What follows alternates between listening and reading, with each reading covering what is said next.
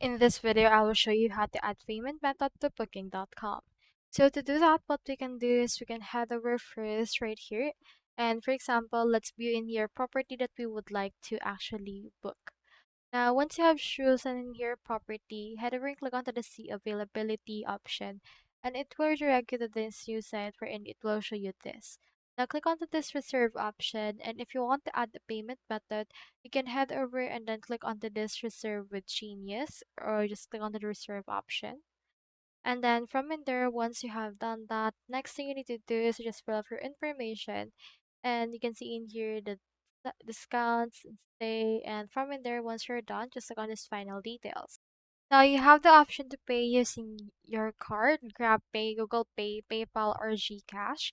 So just choose in here the payment method that you would like, and then from there, just click onto the save option in order to save the payment method that you would want.